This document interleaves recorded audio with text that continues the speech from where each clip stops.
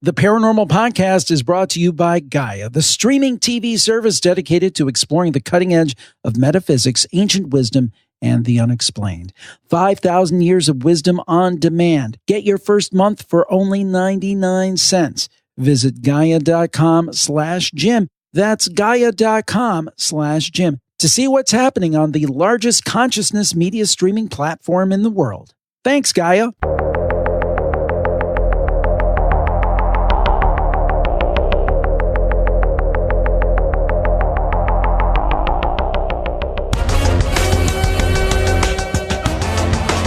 This is the Paranormal Podcast with Jim Harold. Welcome to the Paranormal Podcast. I am Jim Harold and so glad to be with you once again. And I think that we have a fantastic show for you. In fact, I know we have a fantastic show for you. We're doing something totally different this week. We just got back from the Mysteries Cruise on the Crown Princess. We sailed the high seas, and along with us were a troop of intrepid travelers, and no less than Micah Hanks, Matt Oakley, and Rosemary Ellen Guiley. And we decided to take advantage of having access to those great minds, and we recorded a live paranormal podcast. So I think you'll enjoy it. The Paranormal Podcast at Sea, and here it is. Well, our guest today on the Paranormal Podcast actually needs no introduction, but I'm going to introduce her anyway. Rosemary Ellen Guiley is executive editor of Fate magazine and the author of more than 65 books on the paranormal, mysterious creatures, and more. She's the host of Strange Dimensions Radio, which I know is undergoing a rebirth, and that's very exciting. And she runs Visionary Living Inc. Now, you may notice in the background a bit of a din. That's because we're recording this on the Mysteries Cruise. Now, when you hear this, the cruise will be over, but we've had a fantastic time, Rosemary, talking about the supernatural and ancient mysteries and all kinds of stuff. It's been a really great time. It's been a fantastic cruise, Jim. We've had good times on the ship. It's a beautiful ship, lots of things to do, but the event itself, the Paranormal Mysteries Cruise, has been fantastic. We've got a great group of people, inquisitive minds. We've had some interesting discussions, questions. We've had some presentations, and I'm just very, very pleased with how it's all turned out. Yeah, I think it's been a great time. Now, we're here, though, to talk today. We were going to do an interview on this anyway, and I said, why don't we just do it on the cruise ship to kind of get some of that live flavor? And you've come out with this new book, Werewolves and Dogmen, and it's under the auspices of Fate magazine, which is a legendary name in this field. So tell us a little bit about how this came about and what the concept of the book is. Fate magazine started in 1948, and it's the longest-running paranormal magazine. It started out covering ufology and branched into the paranormal, mysterious creatures, phenomena, mysticism, all kinds of unknown, unexplored terrain. And I've been associated with Fate since the early 90s. I started out as a columnist, and over the years I've had varying job descriptions and capacities. I've written a lot of articles for Fate, and the publisher, Phyllis Galdi, is a very good friend of mine. And so Phyllis and I were talking about the future of Fate and magazines. And here's Fate with hundreds of issues out now, over 700 issues out, thousands of articles, and many of them are timeless. They're gems. They're written by the best of the best in the field. And so I said, well, why don't we start doing some anthologies, and we'll go through the treasure chest and pick out the best articles under certain themes and give a second life to them on topics that are still of current interest. And so this is the first book like that. Fate Presents is the series. And so the first installment is Werewolves and Dogmen, which is a hugely popular topic. Now, let's start with werewolves. How far back does the idea, the notion, the lore of the werewolf go back? Where did it originate? Well, it goes back to ancient times. And in our culture, we can trace the origins to Greece. And it's the myth of King Lycaon. And that's where we get the term lycanthropy, by the way, from this legendary king's name. There are several versions of the story, but the basic one, which is told by both the Greeks and the Romans, that King Lycaon was a rather arrogant ruler, and the great god Zeus, or the Roman name Jupiter, was very upset with humanity. He was upset over the murder of the Roman Emperor Julius Caesar, and so he was going to come down from Mount Olympus and check things out with humanity. And he passed himself off as a human. Now, when King Lycaon found out that the great god himself was visiting the land, he got very angry and upset and kind of jealous, and he wanted to kind of best the god. And so he decided to serve up some human flesh to Zeus Jupiter, and cooked up a slave. There's another account that one of his sons got cooked up as well, and attempted to serve it to the god in a meal as a way of belittling him. And the god found out about it. Zeus Jupiter was wise to it and became extremely angry, and so he punished King Lycaon by turning him into a wolf. Now, why a wolf? And this seems to be a form of punishment in many, many myths reaching into the Middle Ages, that if human beings transgressed some great sin, or they enraged the gods or God in some way, the worst punishment that could befall them would be to be turned into a wolf. And sometimes this was a permanent punishment, sometimes it was temporary, and sometimes it depended upon being recognized by a human being who would see them for their true selves and allow them to redeem themselves. So King Lycaon then is turned into a wolf, and so he is a human transformed into a wolf, and that's exactly what a werewolf is. It is a human who transforms into a wolf, and then in many accounts back again. Okay, so the title is Werewolves and Dogmen. Well, what about dogmen? Is dogman the same thing as a werewolf? Is there a distinction? How far does that lore go back?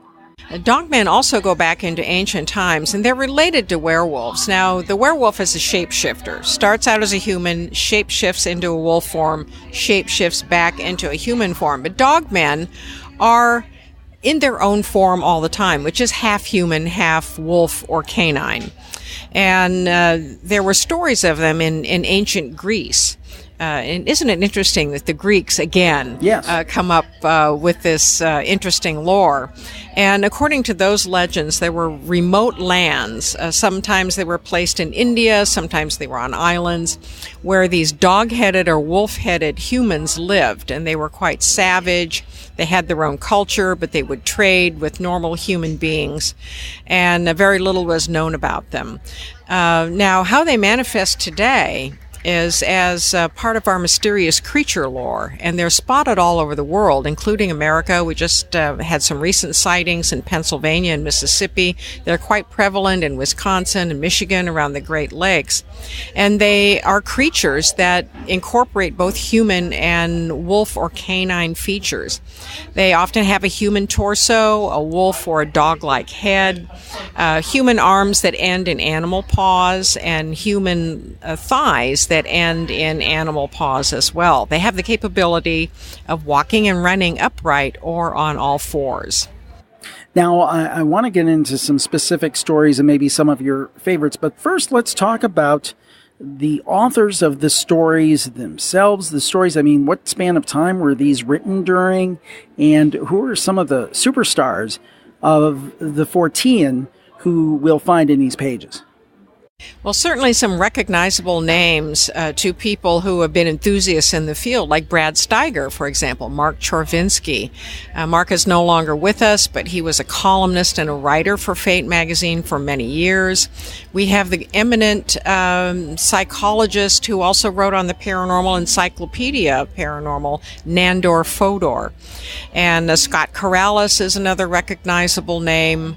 I've contributed some articles myself, Sean Castile, and many others who were eminent journalists of the day. And I went through archives from the 1950s onward to pull out stories that were timeless, that dealt with timeless cases, or were forgotten gems. For example, I have several cases of real werewolves from the 20th century that were written by journalists. And they involve stories of people who went to places like Haiti, for example. Well, we've just been in the Dominican Republic, yes. right next to Haiti. Today, it was beautiful. And an incredible story. People go to these remote places, they rent a villa or a house, and they discover that there is some horrible lore about a spectral werewolf that has terrorized the landscape, and they don't believe it, and then they have experiences themselves. They're spectral, however. They're apparitional.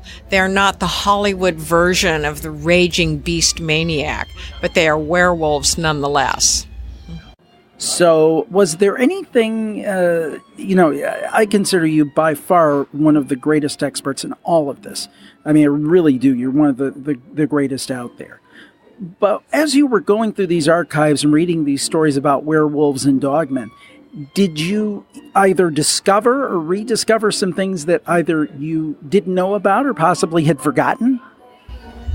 Well, I've studied the werewolf lore considerably because I did an encyclopedia of vampires and werewolves some years ago, so that required quite a bit of research. But it was wonderful to refresh myself on many details. And there were some blanks that I filled in myself, like some articles about certain kinds of werewolfism that hadn't existed in Fate, but I had written about myself, and so I did add some of those in, like the berserkers, warriors from the Norse lands who were alleged to have the capability to shapeshift into raging beasts. But there are articles about famous cases of werewolfism through the ages. There were so many of them reported during the Inquisition because it was tied to witchcraft, sorcery. The devil was said to give the powers to people to change into a wolf, and when they did so, they would go into a bloodlust rage. There are some very strange cases, and in fact, there were details that I had forgotten about some of these cases that were very well covered in these articles. One thing that I saw that fascinated me, when we think about things like werewolves, I think most of us think about, well, maybe that was something that happened, but that was something way back when. There's actually some articles in here about werewolves in the modern day. Yes, and we do have werewolves in the modern day. And again, it's not the Hollywood idea of someone who's got an affliction, and at the full moon, they undergo this excruciating physical transformation and turn into super beasts of enormous size and supernatural power and rampage through the land.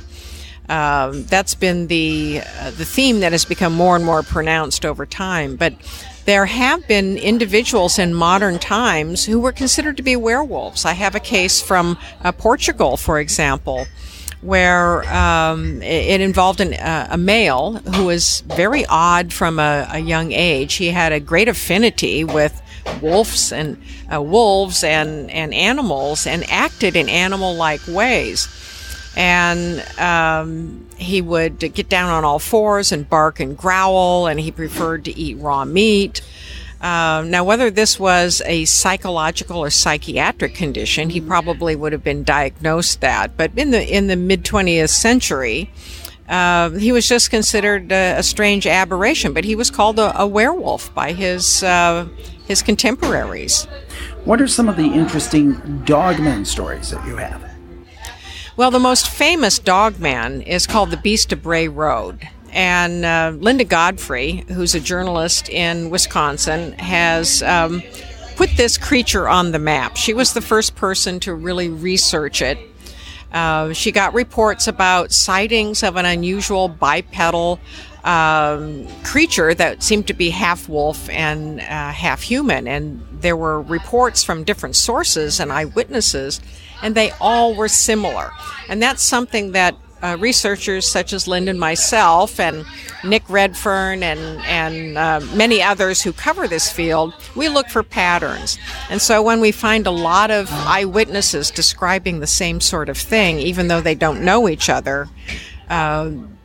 then that's something to really look at.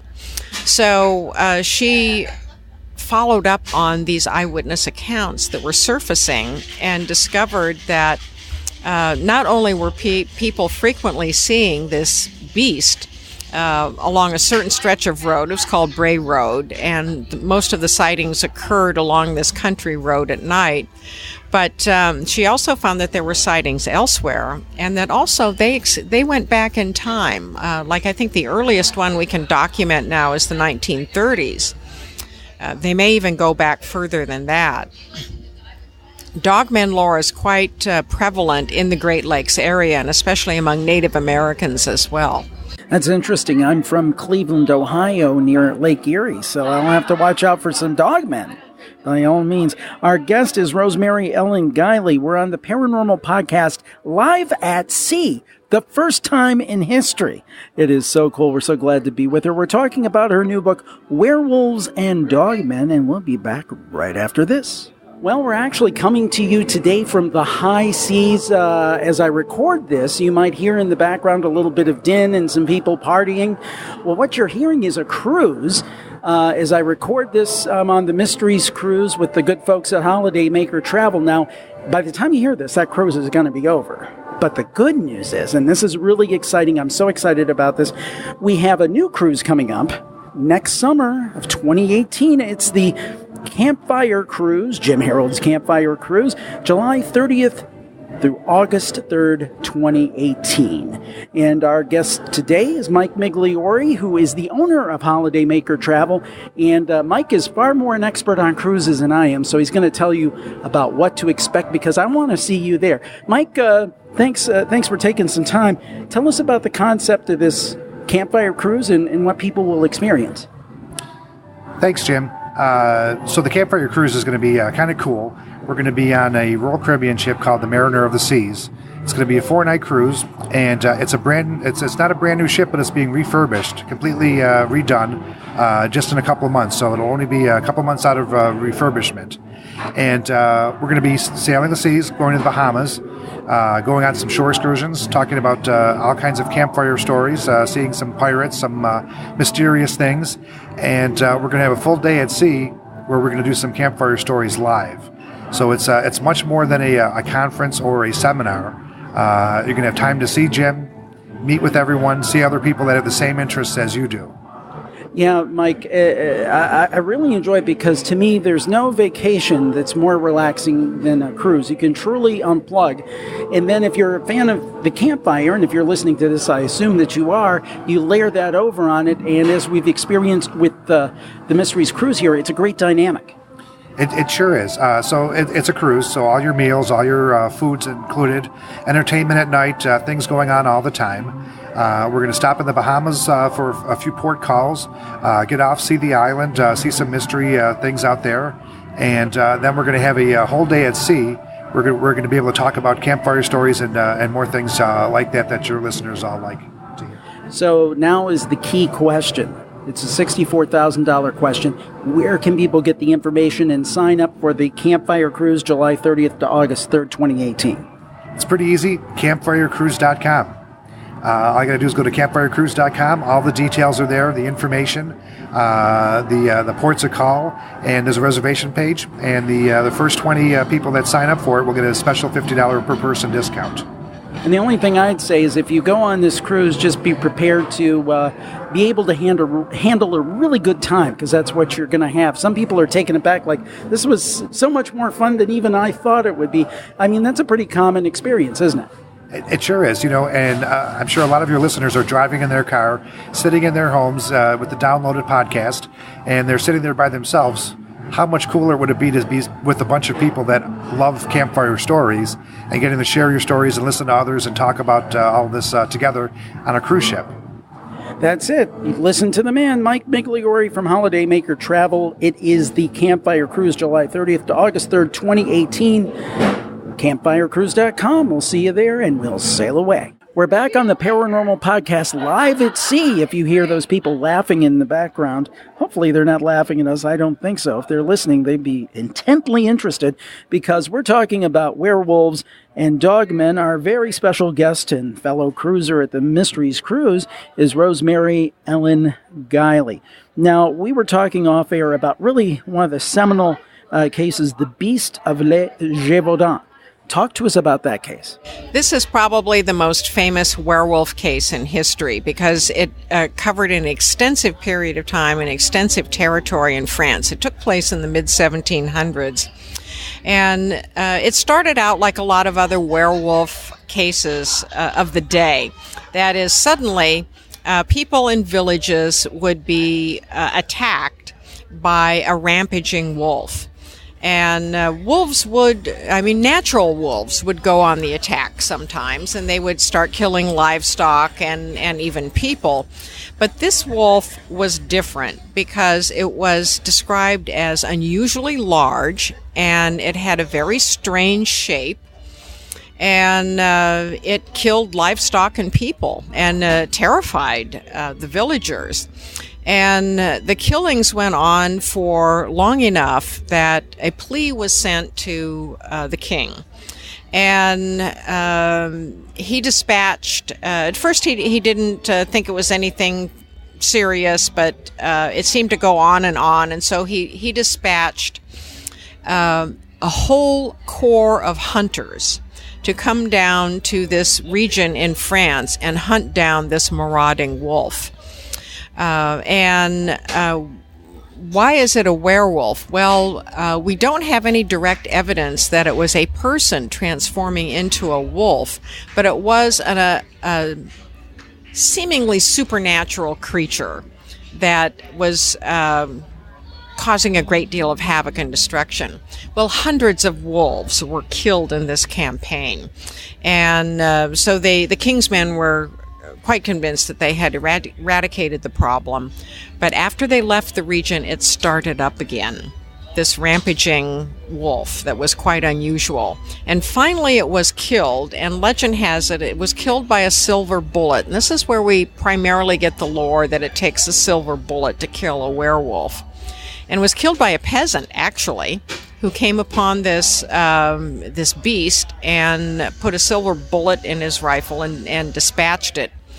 Now, the carcass was collected, and it was described as weirdly shaped. It had humped shoulders and this long, shaggy tail, and was huge in size, far bigger than an average wolf. And the carcass was going to be carted to the royal court to put on display. But it started to decompose so badly and stink so badly that they had to dispose of it along the way. Nobody knows where the beast was buried. But the gun that the peasant, Jean Chastel, supposedly used to kill the beast is still on display. And there have been speculations that this may have been a natural creature. There have been theories that it was a hyena. And people did, the wealthy, they did own exotic animals, and that a hyena might have been on the loose. But the hyena explanation doesn't match all of the descriptions of the beast, and it doesn't explain the behavior either.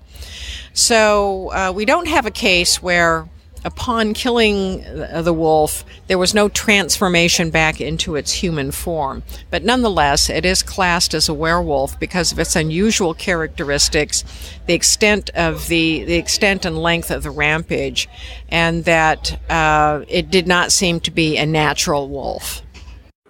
Another case that I know that you felt was noteworthy and we should talk about is the Ansbach case. Talk to us about that one. This was a very strange case in Germany where a burgomaster in the village of Ansbach was absolutely hated by everybody in town, and he died. Shortly after he died, a large wolf started attacking the countryside. And again, we have the scenario of this wolf killing livestock, attacking people. And for some reason, which has never been explained, the people in the village believed that the beast was the reincarnated Burgomeister coming back to exact revenge upon all the people who hated him while he was alive. So a hunting party was mounted, and the wolf was chased into a well where it was killed. So they dragged the carcass out, and to rid themselves of the evil Burgomeister once and for all, they cut off the animal's snout. They dressed it up in clothing with a human wig, a human outfit, and a mask over its face, and they hung the carcass from a gibbet. And this was the way that they felt they exorcised the evil spirit of the Burgomeister. It's one of the most unusual cases on record. One thing that definitely caught my eye here, and we hear it thrown around like so many of these topics, but sometimes I don't think we, including myself, know the history or the provenance of something. Shapeshifters. You talk about, in the book, you have a section called Shapeshifters and Thought Forms. Both of those are fascinating to me. Can you talk a little bit about them? Yes, I thought it was important to bring shape-shifting in because it is a part of magical practice and sorcery. The ability of the human to take on an animal form for a variety of purposes. And so it is a type of werewolfery because it is a transformation into an animal form. But here again, we have to get past the Hollywood images of people groaning and shrieking and clothing bursting off a body, because this is done in an astral form. It's the ability to put consciousness into a temporary form that seems to be real and physical. And so it is accomplished through magical practice and can be done at will. It is not dependent on the full moon, on herbs, on belts, on the devil. Now, in earlier centuries, the people who said they transformed into wolves, some of them said the devil gave them a magical belt or an ointment or a wolf skin that when they put it on their body, it transformed them for a temporary period of time. We have the lore that if you're bitten by a werewolf, you're going to become a werewolf. And that's really more fiction than fact. Also the lore that you transform under the full moon and only the full moon. That's also more fiction than fact. Modern shape-shifting, which is practiced in Native American cultures and also in the Western occult tradition, is about temporarily putting your consciousness in an animal form. And the skinwalkers and shapeshifters from Native American lore, the most frequent shapes that they would use to go about their business at night, which is usually bad sorcery, would be a wolf form or coyote, a fox, sometimes a snake, an owl, whatever might be convenient to their purpose. Now, another thing here, this one is really, I think this may in some ways be the most terrifying to me because it really gets into the spiritual realm, is the idea of spectral and demon dogs. Are you here to tell me, Rosemary Ellen Guiley, on this cruise ship that we're on, we're looking out the window, I see the sea going by, it's so cool, that they're really, should I be afraid of demon dogs? Well, demon dogs actually exist around the world, Jim, and they're also ancient in their lore. They're very prevalent in Europe and the British Isles. Lore about them is very strong. And they are related to werewolves because they're canine, for example. They come from the same, family. They are supernatural in nature, and they are very predatory against human beings. So the spectral dogs are not dogs that are human that turn into spectral dogs, but they are supernatural entities or phantom entities that are black. They often are described as having red eyes, and they roam lonely landscapes. There are various beliefs associated with them. They can be death omens, for example. They have a terrifying effect on people. You've sold me. In fact, I'm going to have you sign my copy once we're done here. This just seems like such a great idea to me. It's just interesting to get the full spectrum of stories from the archives of fate, which are legendary. It's also there's a great piece of this that's very preservationist, and also the idea that you're resurfacing this great content that, like so many things in print, you may not be digitized, and people of generations who would love the content, they can't get their hands on it. And in this case, with this, you've gone through and you've called the best of the best about werewolves and dogmen from the Archives of Fate magazine. I expect that we can look forward to other volumes in the future. I am planning other volumes around currently popular themes like demons, time slips, curses and black magic, poltergeists. We have a tremendous amount of material, of course, on UFOs and on Bigfoot. I'm not sure yet how I'm going to tackle those because of the volume of material. But I think it's a great way to get fate material into the hands of a new audience. And I would like to point out for this edition, and also for the ones that I'm planning, there are 32 articles in this book, for example, and it's a good hefty volume. Oh, yes. But I was able to use a lot of the original art that accompanied the articles. Now, these articles were written from the 1950s up to this year. So they span quite a bit of time, and the illustrations also, I think, add a lot to it. We've got some photographs, drawings, many woodcuts of werewolves, drawings that were specifically done. Drawing of dogmen. Drawing of dogmen, a number of dogmen drawings, and that also adds a lot to this volume as well. No, I think anybody interested in cryptids should get it, and I think it kind of serves as a primer to those of us who have been following more kind of modern day developments to kind of see the history and maybe uncover some things that we wouldn't be aware of. So the question is, where can people get Fate Presents Werewolves and Dogmen? The best place is online and Amazon, and it's also available in other bookstores because I distribute worldwide now. This is published by my publishing company, Visionary Living, in partnership with Fate Magazine, and I now have international distribution, so check your bookstores. It's available in Barnes & Noble, and it's also available in ebook format on Kindle and Nook and Kobo. I'll probably be putting it into audiobook format as well. Excellent, excellent. And since people are listening, where can they connect with everything else that you do? This is just a great thing, but just one thing that you do. Where can they connect to it all? My main website is visionaryliving.com. I've got a calendar of my events. You can sign up for my free newsletter.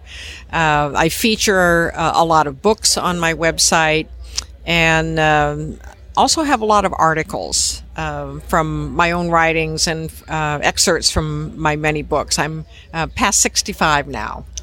That's amazing. And Rosemary took time and was going to have a leisurely evening, and I said, would you do this interview? And she certainly did. So I know this is kind of your downtime from doing the lectures and the interaction with the cruisers during the day, so I thank you for taking time.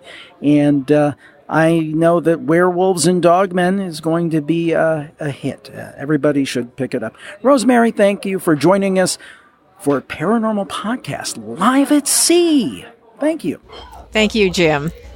We'll be back on the Paranormal Podcast with Micah Hanks and Matt Oakley right after this. The Paranormal Podcast is brought to you by Gaia, the streaming TV service dedicated to exploring the cutting edge of metaphysics, ancient wisdom, and the unexplained. And keep listening, because I'm going to tell you how you can get your first month for only 99 cents. That's only 99 cents. Now, we know all the great big streaming services out there with their movies, dramatic and comedic movies and TV series. But until Gaia came along, there wasn't a streaming service for us, for people who are interested in the supernatural, the paranormal, the metaphysical, the unexplained. But Gaia is here, and you can watch Gaia on all of your devices.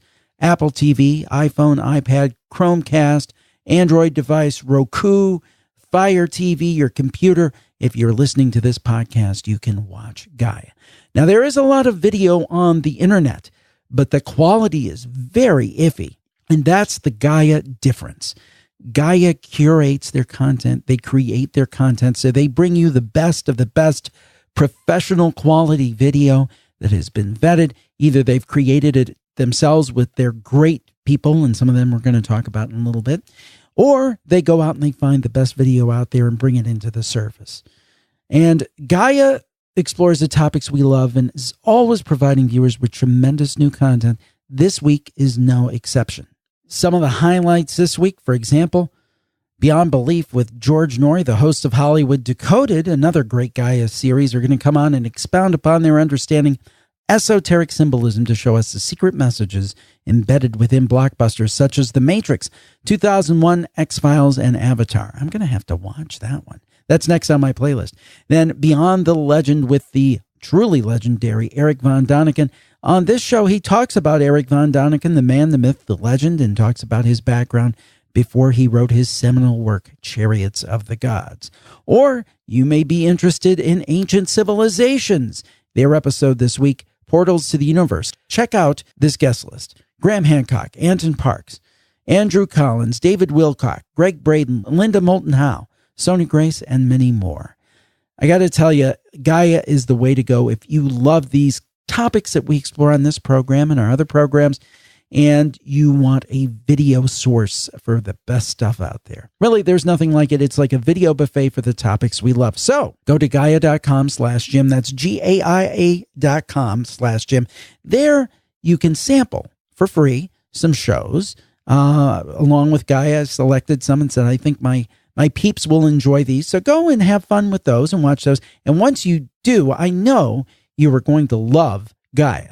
And then you can sign up for your first month for only 99 cents. There's a little button there. It says sign up. Click on it. It helps me, and it'll really help you because you're going to get access to all of this content for less than the cost. I was going to say a fancy coffee, but actually a cheap coffee. So Gaia is great. You're going to want to check it out. Go to Gaia.com/Jim. That's GAIA.com/Jim. Gaia.com/Jim to see what's happening on the largest consciousness media streaming platform in the world. Thanks, Gaia. Well, thank you for listening to this special edition of the Paranormal Podcast. And you may notice a little bit of noise in the background. That's because we were at a hopping place, but I think you'll enjoy this conversation with two great guys. This is actually the first Paranormal Podcast edition live at sea. And I can't think about two greater people I could have on. You know, we're talking with Rosemary Ellen Guiley, and now we're talking with Micah Hanks and Matt Oakley, the hosts of Gralien Report. Of course, Mike and I did the Paranormal Report for quite a bit together, and such a bunch of fun, and so great to meet Matt. Yeah, it's like we were like in mind meld the other night while enjoying an adult beverage. We were like completing each other's sentences. So, and Micah is a great friend. Always great to see him. You know, it's funny, Micah, you know, we've only probably met in person, I think 3 times, but it feels like, you know, we're like best buddies. I mean, the internet is an amazing thing. Wait, we're not best buddies? Really? Well, we are best buddies, yes. The horrific reality finally sets in. No. Well, speaking of horror, you know, this cruise ship, the Crown Princess, is, although delightful, it's got a bit of that kind of Overlook Hotel-esque feel to it. Oh, yeah? Yeah. You know, which I think evokes some imagery from a favorite horror film of all of ours, The Shining, yes. Stanley Kubrick. But, yeah, as far as technology goes, it's so cool because you and I are always talking about this. You know, in the second iteration of the Paranormal Report, you and I did this together, following in the footsteps of Clayton Morris and you in the initial program, and all of the trouble that it was to produce a program like that at the time that you did it. Now we can jump on Facebook Live, we can stream, and we can do a podcast instead of having, although we did, Matt and I, we lugged out an exorbitant amount of equipment onto this cruise ship, far more probably than we needed to. I just let him wheel it through the airport. I'm not dealing with it. I'll carry the camera or something. Yeah. My good friend Jeff Anders always used to say, boys work smarter, not harder. But technology and the miniaturization of technology is absolutely enabling that very thing to become a reality. You can work much smarter without as much effort. And here we are, set up on a tiny table that is roughly twice the diameter of a basketball. Yeah. Live from a cruise ship in the middle of the Atlantic Ocean. Yeah. Who would have thunk it? It's amazing. It's amazing. I am just constantly marveled by it, and it's a great thing to get together. Matt, what have you enjoyed about this cruise so far?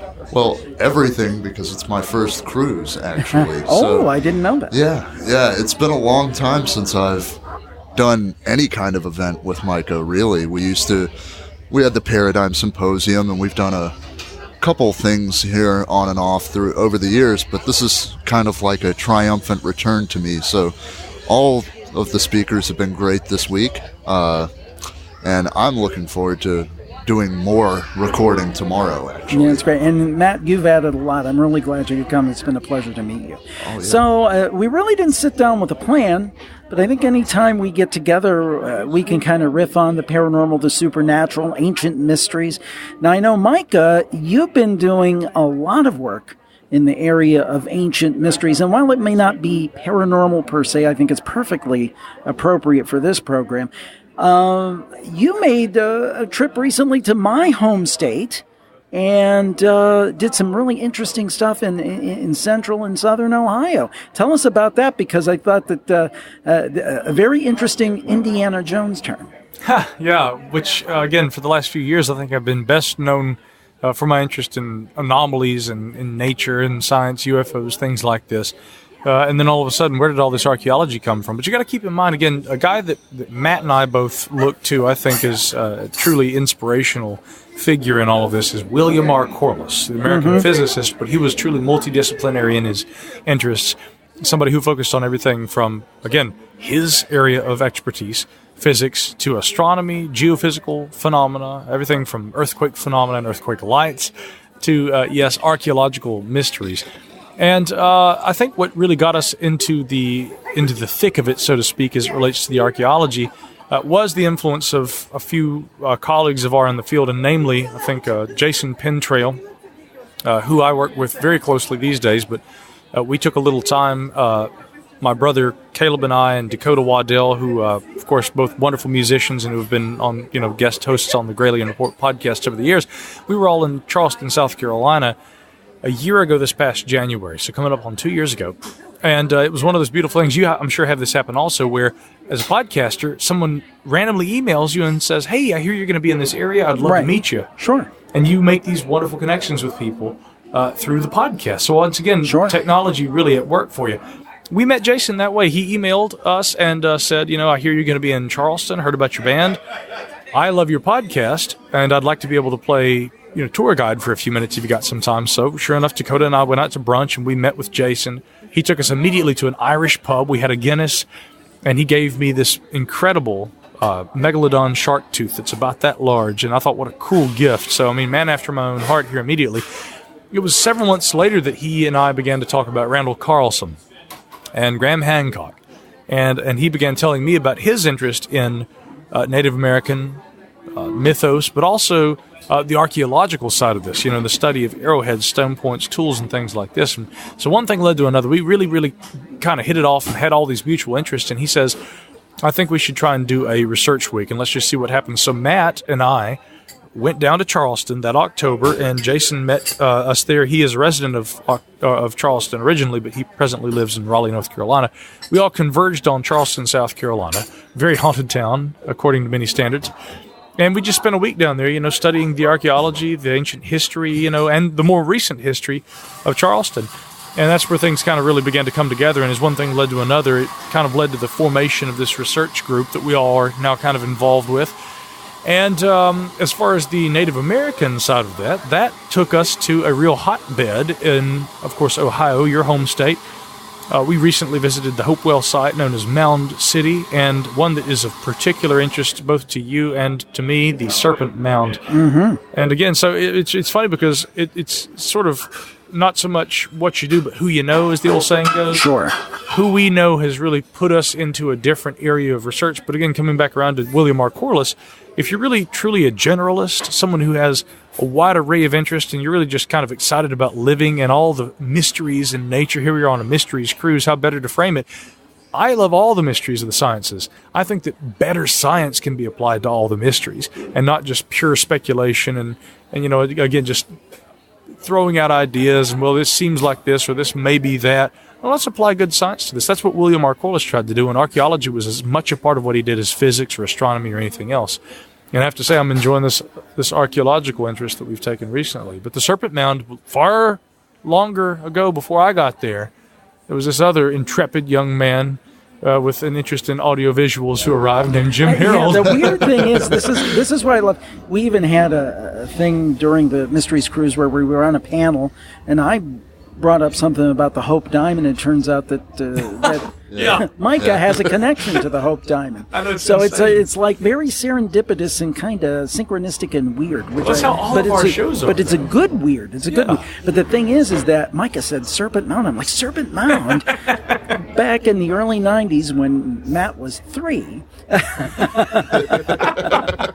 I was in college. I was hired along with a shooter and an editor, very talented shooter and editor, and we went down and spent a week in southern Ohio, and we did a very mainstream documentary on the Hopewell and Adena Mounds, Serpent Mound, the Newark earthworks, and very fascinating stuff. So when Micah said he was doing this, like, oh my God, it's just so weird that he's working on this, maybe perhaps in a different way, and actually a way that maybe I find more interesting, because it's so funny. I tell the story that at this particular university I attended, the head of the anthropology or archaeological, department, I had said to them, and remember, this is 1991, 92, before Ancient Aliens, before Giorgio, before, all the things we think about when we think about Ancient Aliens today. However,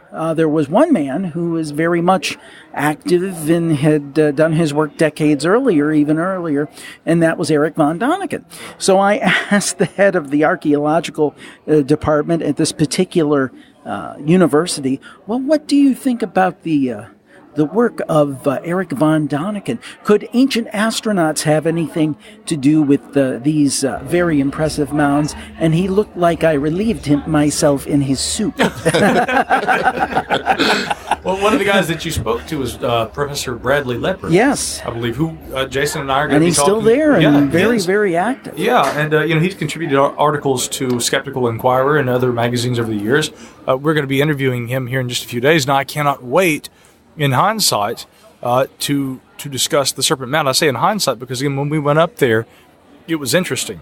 But then I start digging into all the apparent associations that it may have. I mean, again, with everything from the alignments, the celestial alignments, with the summer solstice. I think this is the big one, really. On the day of the summer solstice, the setting sun aligns perfectly with the open mouth of the serpent. And that kind of leads us to this question of, well, what exactly is the Serpent Mound representative of? And maybe we should describe the Serpent Mound to people. It's really dramatic. It's kind of like, I think about, it's like you think of something like the Nazca Lines. It's like a mini Nazca Lines right in the middle of Ohio. Oh, yeah. But explain to us what the Serpent Mound looks like, particularly from the air. Absolutely, yeah. In fact, I think that it wasn't readily apparent to people maybe in the 19th century, early part, what exactly the Serpent Mound was. It was well known that there was this earthenwork out there. Portions of it may have been affected and destroyed, and of course there were some excavations that occurred there over the years, but over time it became apparent that this was one large continuous work, and again, I really think that it became most impressive once we had aerial photography that could actually visualize it from above. But again, Squire and Davis, two of the leading... we talked about that in the documentary, yes. Yeah, that's right. E.W. Squire and Mr. Davis went out there, and they documented, they charted cartographically. They did maps that showed remarkably accurate depictions of the Serpent Mound and what the mound structure looked like. Now, again, what we're talking about, now there's an observation tower, and so when you get up there, you're going to see a coiling spiral of the tail, which proceeds on into several undulations of the body, and then finally the head, which is the open mouth of the serpent, swallowing an elliptical shape, a circular sort of a shape, more like an ellipse, again, because it's longer. And it's been interpreted as being either an egg, the cosmic egg, perhaps the sun, again, my own interpretation of that is that it could be a remembrance of, or perhaps an effigy mound that is a tribute to a remembrance of an eclipse that may have happened. Because there are similar Cherokee legends where during an eclipse, when the sun is, vanishes for several minutes, one tradition holds that a frog actually swallows the sun. And here again we see what appears to be a reptile swallowing the sun, so I couldn't help but wonder, with the pervasive presence of serpents throughout myth and history, could this have been an interpretation of what's happening during an eclipse? There's that celestial component to it. And there are other interesting things also about the Serpent Mound. It turns out that it's actually built in a meteorite crater. Okay, but it's unclear and unlikely, probably in truth, that people in ancient times at the time of its construction would have known that this was an impact crater in which it was built. Those features aren't even readily apparent today, and I don't know that they were determined until probably the 1980s, and that also in conjunction with the celestial alignment. Again, what we see there is with the mouth on the setting sun of the summer solstice, it aligns perfectly with the mouth, but it wasn't known until the 1980s, part of the reason being that there are magnetic anomalies there in that impact crater where the Serpent Mound is built. So true north is more difficult to actually determine on a compass, which makes the site also anomalous. Due to that, it was many years later, and actually with the help of GPS and satellites and satellite imagery, that we finally find that, actually, here's true north. We were off by a few degrees, and sure enough, the setting sun on the solstice does align with the mouth of the thing. So the people who built this absolutely knew about celestial mechanics. They were well aware of the solstice and these cycles that were occurring in the heavens. And it's likely that, again, this serpent seems to hold some sort of mythic, symbolic importance. Keep in mind that while it's the largest effigy mound representing a serpent in America, it's not the only one in the world, and there are several similar mounds that depict large serpents, effigies like this, that are also found in Scotland, parts of the British Isles. Now, again, I'm going off of a 26-year recollection. Was there some thought that there was also some kind of fertility symbolism in this? I think it could always be said that that's the case. I mean, for instance, you remember the Exorcist films? Yeah, of course. With the Assyrian demonic entity of Pazuzu, which was actually a fertility deity. Yeah. Ancient myth and symbolism is fascinating to me also, but again, one of the iterations of Pazuzu has the member of the male caricature, of course, of Pazuzu. The member is a serpent, which actually runs down the leg and is wrapped around the leg down to the ankle. So, again, the obvious insinuation between the male fertility symbolism and the serpent, I think, again, is pretty obvious. So it very well could be that, and often symbolism of fertility and similar things, these things were prevalent among these ancient cultures. But again, I think that the problem with archaeology today is that, and this is not to try and assert that archaeology is wrong, because actually I'm more on the side of the Brad Leppers. I'm more on the side of the scientists, who look at these and try to understand these things anthropologically, ethnologically, versus the people who go out there, they stand around at the Serpent Mound for a couple of hours, and then they think that they can write an article with an all new theory and they've solved the whole mystery. Right. It has to be a cumulative and I think a methodical approach that science brings to this to understand these mysteries. But I definitely do think that one of the issues with archaeology is that everything is a totem, everything is of religious significance, everything is symbolic. If anything, what we're finding at ancient sites like the Serpent Mound is that rather than just being mythic and symbolic, they had that part too, but they also seem to have a technical significance in terms of these mounds, these structures were utilized in almost a machine-like capacity as a system or as a tool to help them chart things that were happening in the heavens, which was probably useful with agriculture, marking the seasons, calendars, all kinds of things. The Serpent Mound actually probably had more of a functional purpose than was previously believed, and at least in equal measure to the symbolic importance that it holds. So, Matt, I have to ask you, you're doing these programs with Micah now, and we've been having these great panels and discussions and presentations with our fellow cruisers here on the Mysteries Cruise on the lovely Crown Princess. But the thing is that it's such a rabbit hole. In a good way. I mean, I love it, but you start talking about one thing, and then it leads to another, which leads to another, which leads to another, and you look up and it's 3 hours later. I mean, how has it changed your perception of all these things being involved in Micah's programs and exploring these themes with him? Well, I've known Micah for 14 years, so I'm quite used to the rabbit hole. Right. But, no, this week has been especially appealing to me in the sense that I've heard Micah give his lecture that he gave yesterday. I think yesterday was the 4th time. So the 3rd time I heard it was yesterday, or the day before yesterday.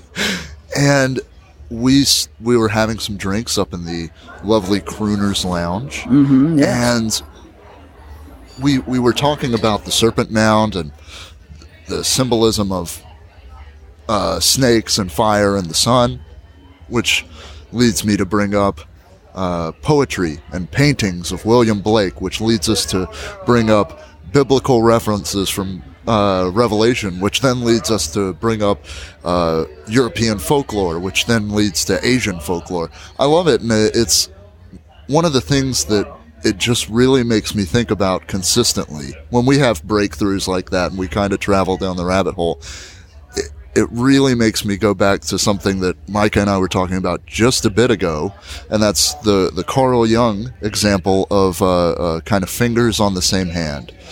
Everything we talk about here, on this ship, on the Gralien Report, and on the Paranormal Podcast, they're all fingers of the same hand.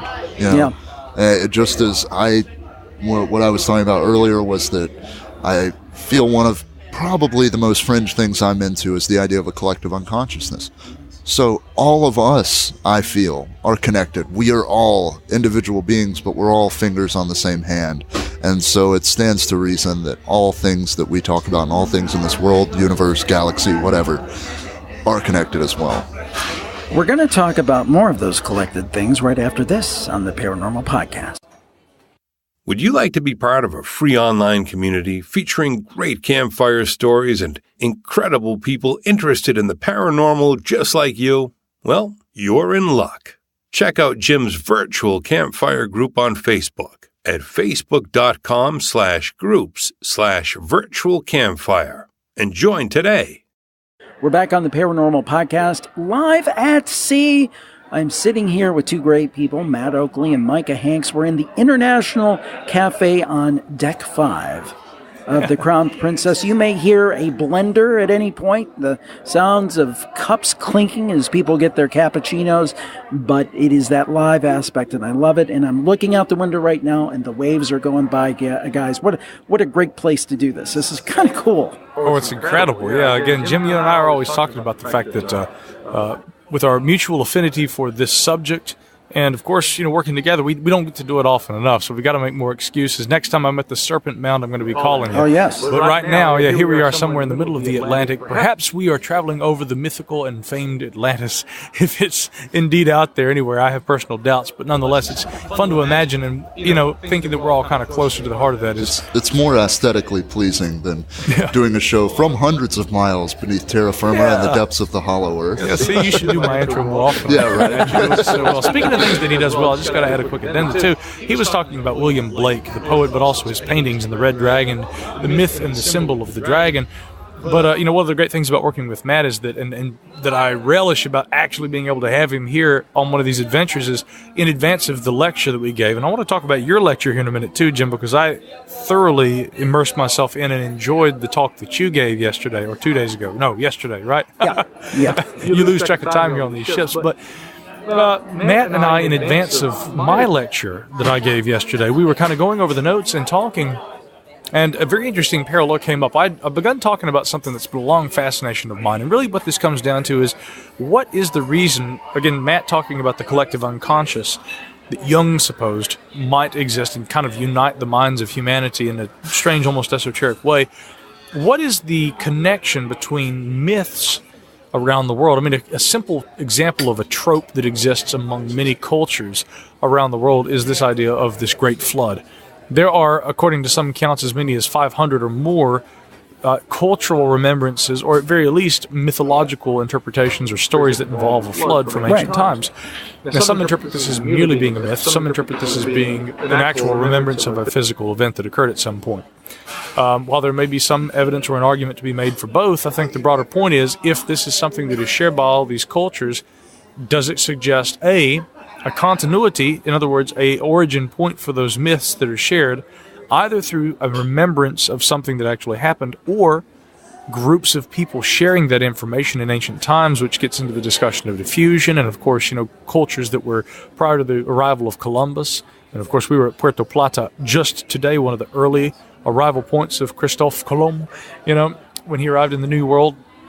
Again, prior to that, there obviously were some of these interactions between people in ancient times. So is that the origin point of these mythologies, or is it, like Matt was saying, like a collective unconscious? And one of these things, again, because people always talk about the flood myth, but one that really just gets my attention is, and this is so strange and esoteric that it borders the bizarre and is certainly in the realm of the cute, but there's this tradition held by many cultures around the world that when it rains while the sun is shining, that a fox wedding has occurred.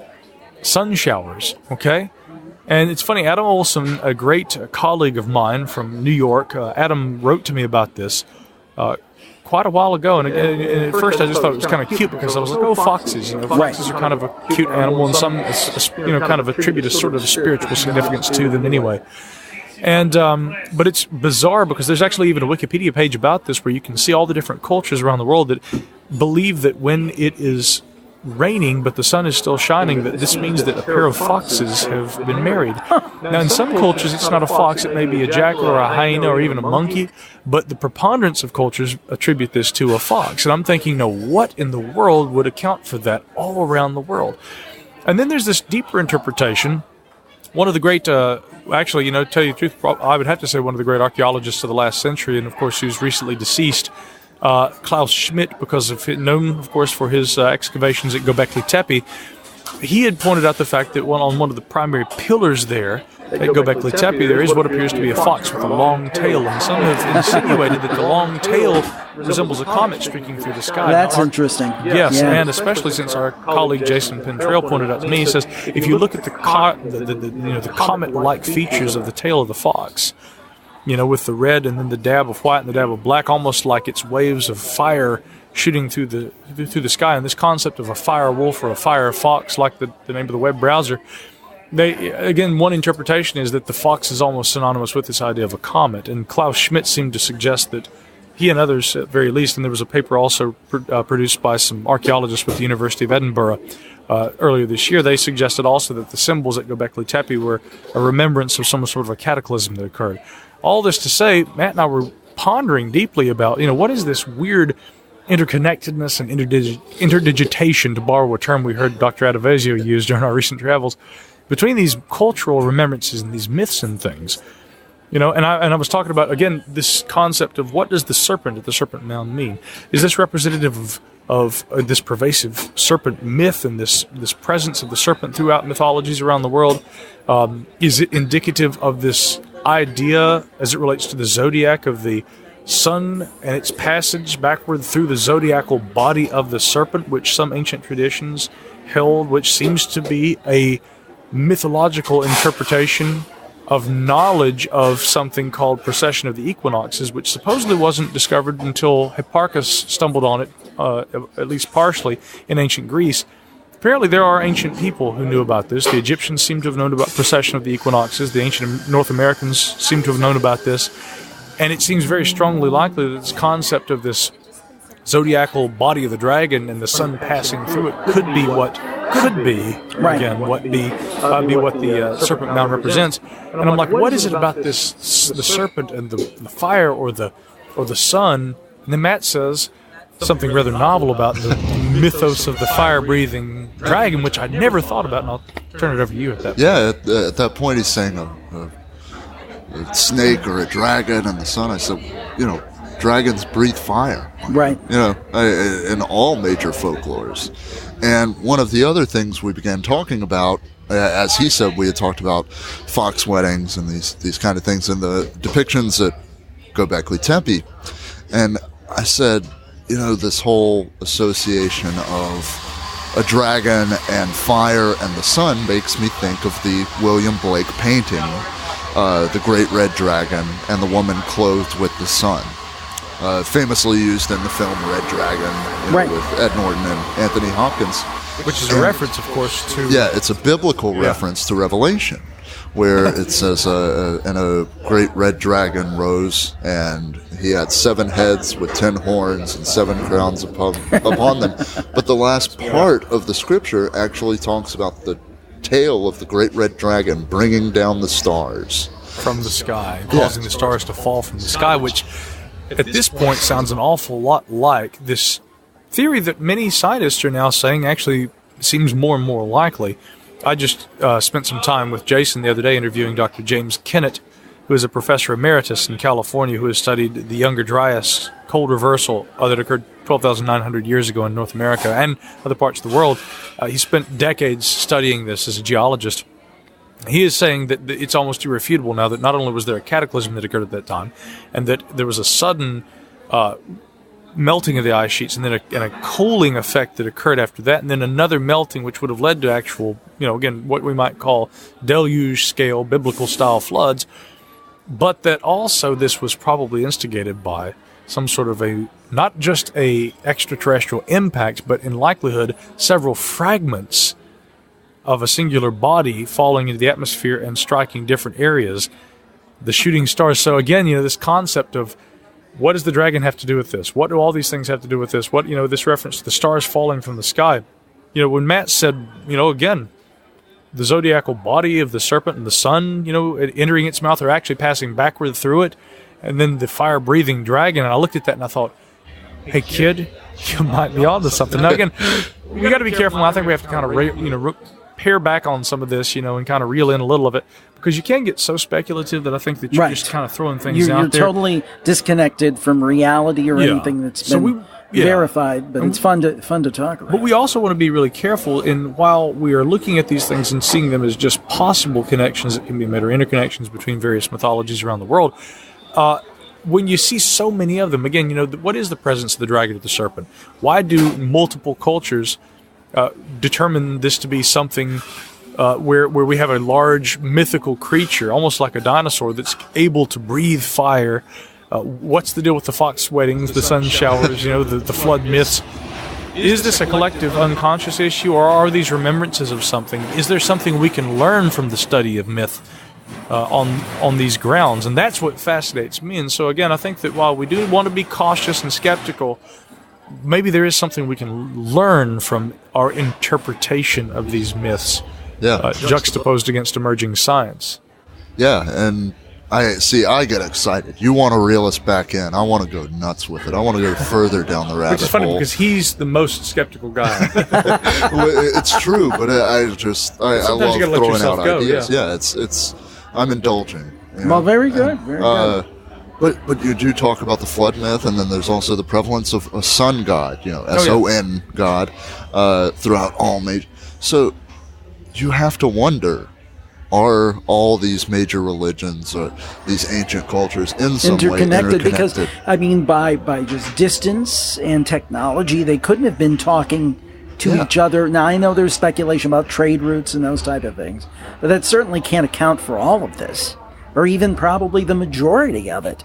So you've got to think there's something else, and that goes back to your comment about the collective unconscious and Jung and fingers from the same hand. It makes a lot of sense. I do want to quickly switch gears because there's something in it. It's a smaller thing. It's not as big as those questions we're talking about. But something I mentioned the other day when the topic of haunted objects came up in one of our conversations. I thought it'd be nice to get a little spooky talk in here since we're the Paranormal podcast. So someone had asked about haunted objects during one thing we do on these cruises is we have these sessions where people can ask questions of the speakers, in this case, Micah, Matt, Rosemary, myself. And they asked about haunted objects, and I brought up the topic of the Hope Diamond. And rather, as it happens to happen when we have these discussions, particularly with Micah, he has a connection, and a very strong one, because someone asked about haunted objects. Did we believe them? I believe in them, and I think the Hope Diamond is a great example because anyone who had become into possession of this had great tragedy befall them. And I made the comment that currently that the Hope Diamond is in the possession of the United States government under the auspices of the Smithsonian Institution, actually, as I understand it, under loan, I guess. But I kind of wonder, is our country cursed like everybody else? But it became interesting because then Micah said he had a strong connection to the Hope Diamond and really some great knowledge on it. And Micah, tell us, because I was like, whoa, where did that come from? Talk about serendipity. Well, yeah, that should just be our middle name, Jim. Yes. Because I was thinking the same thing. Serendipity Hanks. Well, I was thinking the same thing when you brought up the Hope Diamond, because, again, there's a little-known fact about my publishing history, which is that I wrote a book a number of years ago. And Matt is featured in this book because Matt contributed significantly to some of the research, and so he's mentioned throughout the book. And it's titled Reynolds Mansion, An Invitation to the Past. And although this book I consider it to be mostly a historical work, because what the book does is it details the history of a family, the Reynolds family as the name entails, and their family home, the Reynolds Mansion in western North Carolina. It's actually just located outside of Asheville. It's currently operative as a bed and breakfast. So the beautiful thing about this place is it's one of my favorite places on earth. And it's open to the public. I mean, everybody should go look it up and book a night there, because it's awesome to just even be in the presence of such cool architecture and the history associated with it. Yeah. That was part of the problem, is that many people would appreciate the architecture, but the history wasn't as well known. And so I was approached by one of the employees at the time, and then later the owner of the mansion, the current owner, which is Billy Sanders, and they had said, we'd love to have a book about the house. And I said, well, books about hauntings and things aren't really what I'm into writing. And they said, no.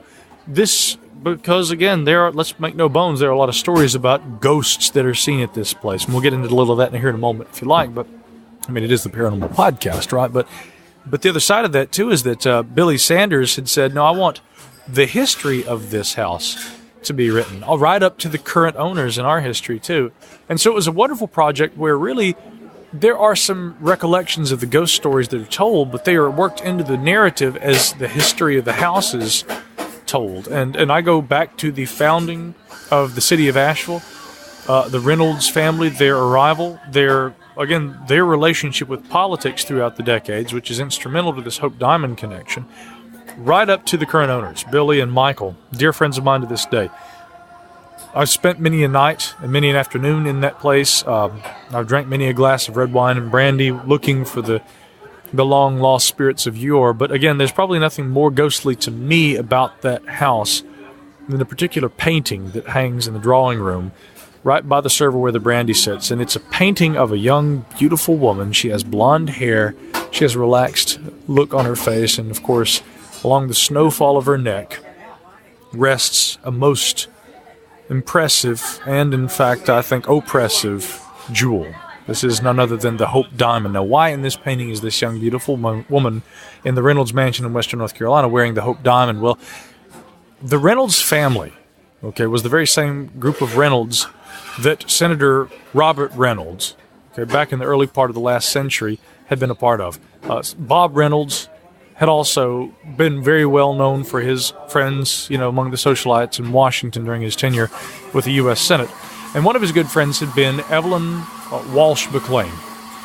And Evelyn Walsh McLean was, of course, the owner of the Hope Diamond. And, socialite. In fact, her nickname was the Queen of Diamonds. As in fact, there was a biography written about her titled The Queen of Diamonds. She, of course, not only was this kind of, bombastic and vivacious character, but her daughter, Evie, Evelyn, who later took the name, I tried to dig into some of the genealogical research a lot of genealogical research with that book, but again, the genealogy of the Walsh and the McLean family, a lot of it's kept from public view, which families can choose to do on sites like Ancestry.com, so I couldn't get direct access without appealing to the family members, and I wasn't granted access thereafter. However, fortunately, a lot's known about Evelyn Walsh McLean, and Evie, her daughter, who her actual name was Emily Beale, Emily, who was nicknamed Evie, but who later adopted the nickname to sound more like her mom, I think, Evelyn Washington McLean. Evie was, of course, the heiress in her early 20s of the Hope Diamond, and hence this is Evie, the beautiful woman whose picture appears at the Reynolds Mansion wearing the Hope Diamond. And there have literally been nights there at the Reynolds Mansion where I'll walk up and I'll stand there and just talk to Evie, talk to the painting. I know that sounds strange for a young man to have an affinity for this beautiful woman wearing the Hope Diamond around her neck. No, actually, it's the stuff of myth and imagination and the kind of things you'd see in films. There's something captivating and alluring about that painting, and so I was drawn into the story.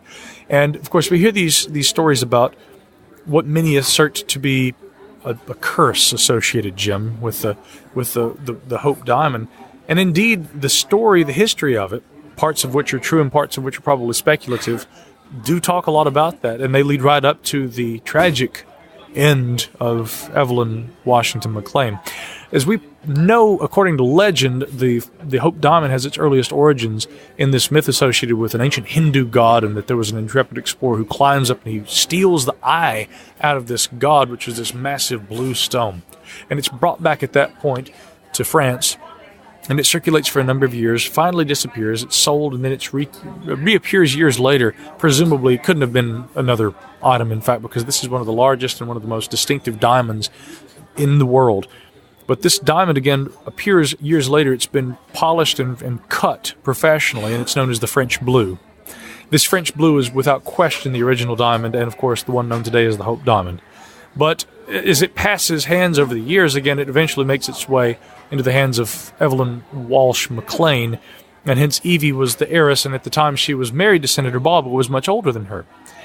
And Evie, though she had the whole world in the palm of her hand, again, having a wealthy family, she's married to a senator, she's young, she's happy, she seemed to have and live a life just plagued by sadness and depression, and had attempted to kill herself numerous times. And when researching this book, I'd thought, well, maybe she was unhappy with the fact that she was married to an older man.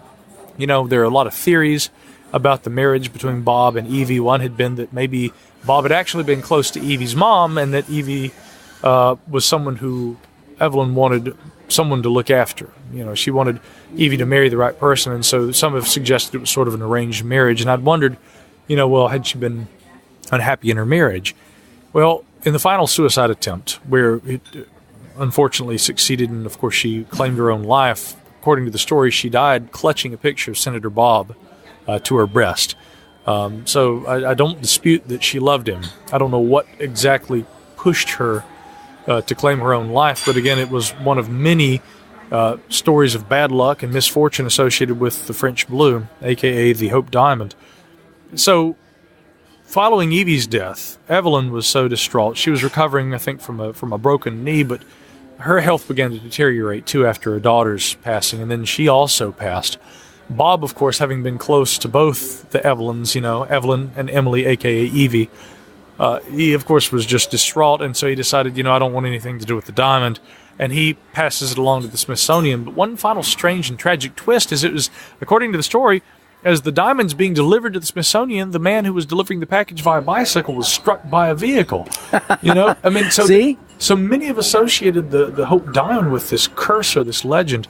Now, some of the unusual physical characteristics, I should have looked this up. I didn't know we were going to talk about it today, but I believe it has to do with the nitrogen present within the diamond. A diamond which is not only one of the largest and most distinctive in color and shape, but also one of the oldest diamonds to exist on planet Earth, as all diamonds are, again, that form naturally within the Earth.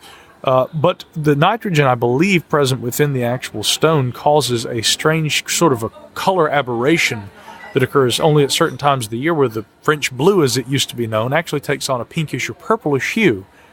And there are actually photographs online that show the Hope Diamond at the Smithsonian with this purplish kind of a hue. You can read online about what causes this color differential. It's quite fascinating to me, again, which is really, I guess, something more akin to the geology, as it, again, diamondology. Is this such a field of science? It's really fascinating.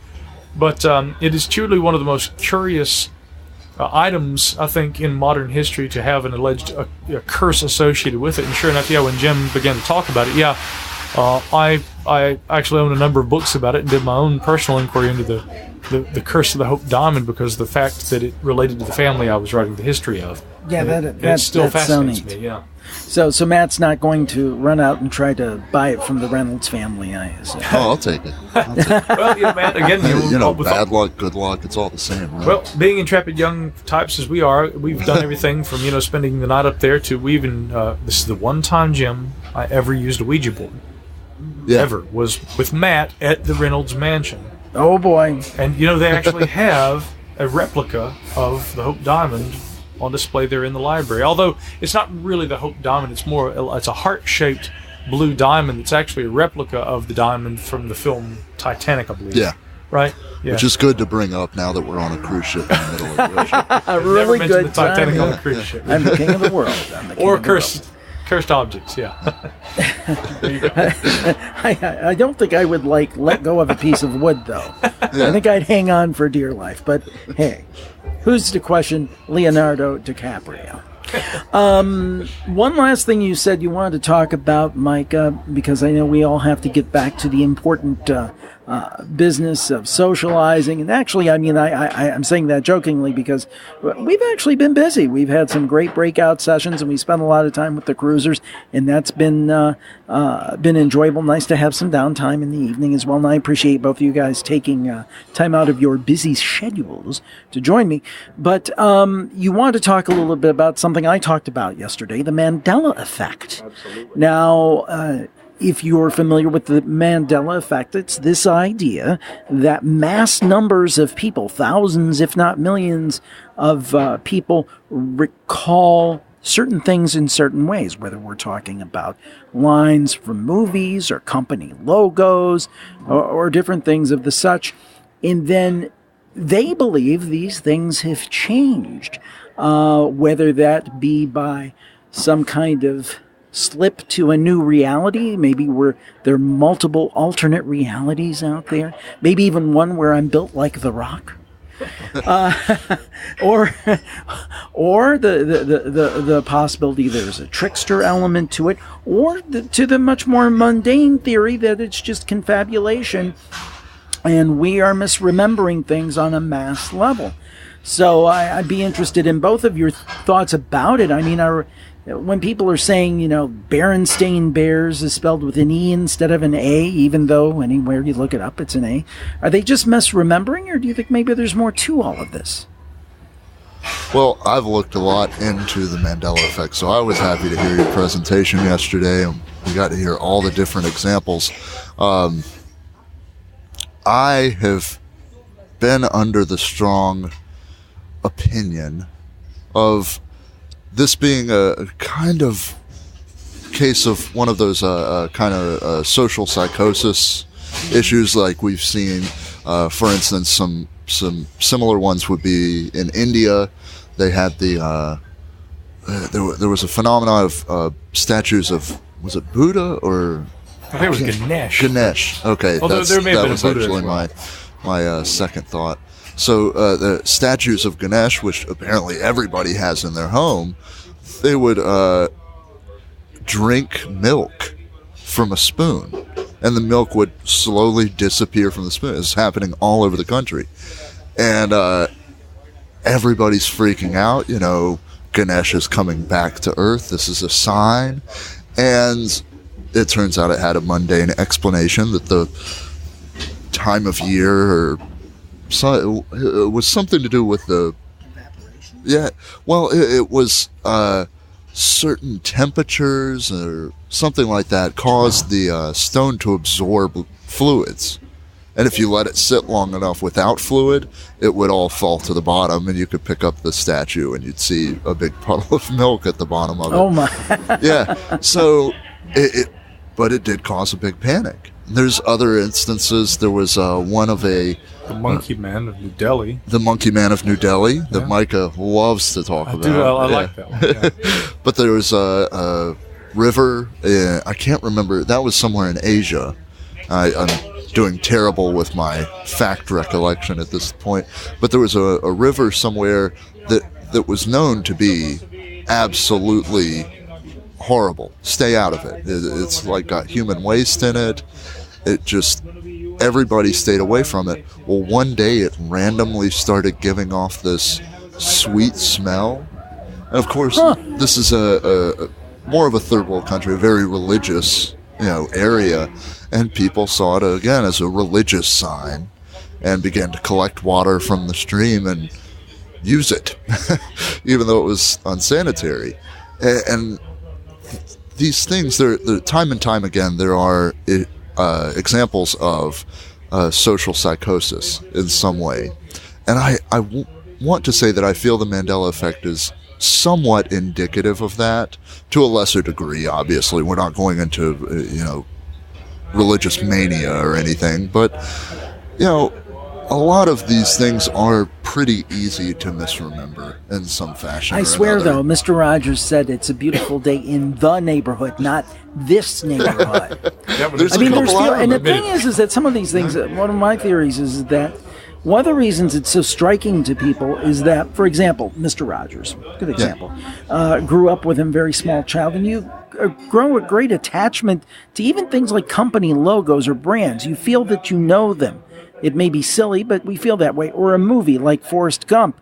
Life is like a box of chocolates. Well, actually, in this reality, life was like a box of chocolates. And somehow we get a great attachment to this and these different sayings or logos or lines. And then when somebody comes along and tells you you're wrong, you're like, what are you talking about? So it's the power of the emotional attachment. What the explanation is, I don't know. What does Micah Hanks say? Well, I'd say this. There's absolutely a phenomenon there. I don't know, again, if it's more like what Matt says. It's misremembering. And again, I'd be more careful than to say social psychosis, because, again, psychosis seems to, infer that there's an actual aberration of thought. That may not be the case here. I think that this Mandela effect is probably far more innocuous in the sense that it's the susceptibility to influence from the masses, from the crowd. Enough people say life is like a box of chocolates and it becomes a meme unto itself, when in fact it's not directly quoting what the film actually said. The other side of this, though, is that there are some instances, this is sometimes brought up in relation to the Mandela effect, but I hear it less often. A researcher like Ivan Sanderson, who said that back in the 1960s he had a copy of the so-called Thunderbird photograph. The story briefly about this is that, again, there was a group of ranchers out there around Tombstone, Arizona in the 1890s, and this great big winged dragon-like thing comes flying along. Matt, I don't know if it was a red dragon or if it breathed fire. I have no idea. I won't claim to know. I didn't see the photograph. But neither did I, but a lot of people did claim. Allegedly. They claimed that they saw a photograph of this thing that was published in the Tombstone Epitaph back in the 1890s. Now, going back and digging through the archives, the epitaph does not reveal a photograph of this said, what looks like a large, bird with a alligator's head, nailed to the side of a barn with all of the ranchers who shot it standing in front of it. So even though it didn't appear in the Tombstone Epitaph, enough people keep saying we saw this photograph that they began looking through Time, through Grit. They start looking through other kinds of publications, Life, People magazine. Nobody can seem to find evidence of this photograph. So everybody's saying, okay, so we all seem to think we saw it, but really we can't find any place where anybody might have seen it, so where did you see it? But even Sanderson himself said, and it was a very distinctive story, not that, I think I saw it. Ivan Sanderson said, I had a copy of the thing. I had a copy of this image in my possession, in my files. A pair of researchers from, I think, Indiana had asked if they could borrow it, and he lent it to them for research purposes. And he said that they lost it. But he further said that he recalled being on a television show in which he presented it as an actual visual during this interview. And he says, surely there must be evidence of this, because if nothing else, if I lost the photo, if nobody can find it in print, and if my colleagues lost it, surely I can go back because it aired on television. The one episode in the archives of said television show. Again, that program slips my mind also at the moment, so I'll have to dig into this and find out. I'll put up an article or something about it soon. But the episode was not existent in the catalog of the archives, which was ultimately frustrating to Sanderson, because he said that was my last line of hope. Of defense. There. And he said, that indeed that episode was missing from the archives, which I think even Sanderson and others began to say, was there some sort of an effort to suppress this or to remove this? which I think, again, some people after this popularization of the so-called Mandela effect have gone back and said, what if indeed this is not just people misremembering things? What if it's even deeper and darker and stranger? Time travelers or CERN. Some people believe the Large Hadron Collider and the search for the God particle is tied into this, and perhaps either by accident, they created some rip in the space-time continuum, or nefariously done this so they can manipulate things like the Thunderbird picture. And again, I would agree with Matt. Again, I wouldn't necessarily call it a form of psychosis, but I would at least say that I think that people probably are more likely to misremember things than we think. But that, to me, is still indicative of a phenomenon. Nonetheless, as it relates to that Thunderbird affair, who knows what was going on there? I do find it hard to believe that so many people claim that they've seen this thing over the years, and yet we can't find a solid physical representative copy of it in any form, any periodical, any television reel, whatever. But by the same token, to me, based on the merit of and the level of quality of the research that Sanderson would do, if he said he had a copy of it and he said he showed up on a television set and filmed it and showed it as a visual, I don't think he completely made that up either. I think maybe there was a photo that existed. So sometimes there's a little overlap with some of these cases. It reminds me of The Man in the High Castle, the book by Philip K. Dick, and of course the subsequent streaming program on Amazon, which I find to be fascinating. So do check that out. But interesting. Matt, did you have anything else you wanted to add? I did want to add about the CERN idea, because who knows? Time travel is a tricky subject. So I don't want to start getting into paradoxes and everything. But this is not a new phenomenon by any stretch of the imagination either. One of the ones I brought up yesterday was Casablanca. Yeah, Play It Again, Sam. Yeah, but, and everybody remembers Play It Again, Sam, but that line's nowhere in the film. But even as early as, I believe, 1972, Woody Allen wrote a stage play for Broadway and produced a film called Play It Again, Sam. I mean, this has been in literature, TV, film, everything since, at least the late 60s, I would say. Yeah, well, it's one of those things where maybe we do forget, or maybe it's something else. But one thing I don't want to forget is to tell people where they can tune in to find everything that Micah Hanks and Matt Oakley do. Absolutely, yeah. You can find all of our podcasts, the primary show, freely available at GralienReport.com. That's GR and the word alien, so GRALIEN report.com. Again, the program is in its 8th year. Matt has been there since episode number 2. And off and on, of course, there was a brief hiatus there, but I mean, he's still back going strong and not going anywhere anytime soon. Hopefully not. Yeah, and so we've been doing that show for a long time. You can also, of course, follow me and my work at my website, micahhanks.com. And then finally, there's also a news and current events, also politics, conspiracy theories podcast that I do called Middle Theory, which is at middletheory.com. That is co-hosted regularly with the mystery man from the Northeast, Mr. McNonymous, a.k.a. my friend Christopher McCollum.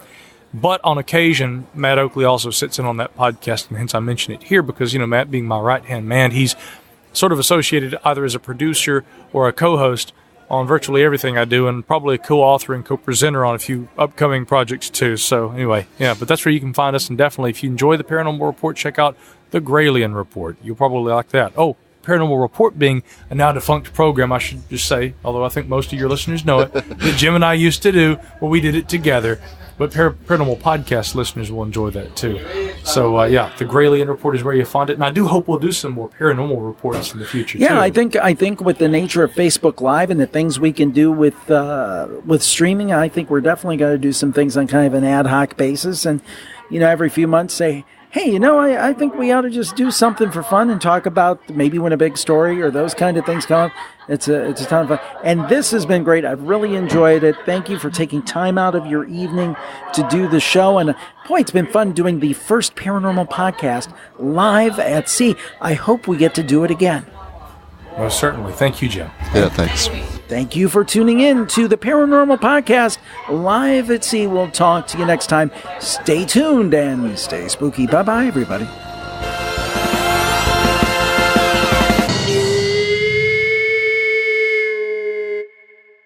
Now for the legal disclaimer. We do not accept money from publishers or content producers in exchange for interviews. However, as with most media outlets, in the majority of cases, we do receive complimentary copies of books and DVDs that we feature on our podcasts. Your purchases of books, DVDs, and other items via our Amazon.com links benefit Jim Harold and JimHarold.com and help us continue our programming. The sponsor messages you hear on the programs are paid endorsements, although we really do like them. For the full disclaimer, go to JimHarold.com, and thanks for listening.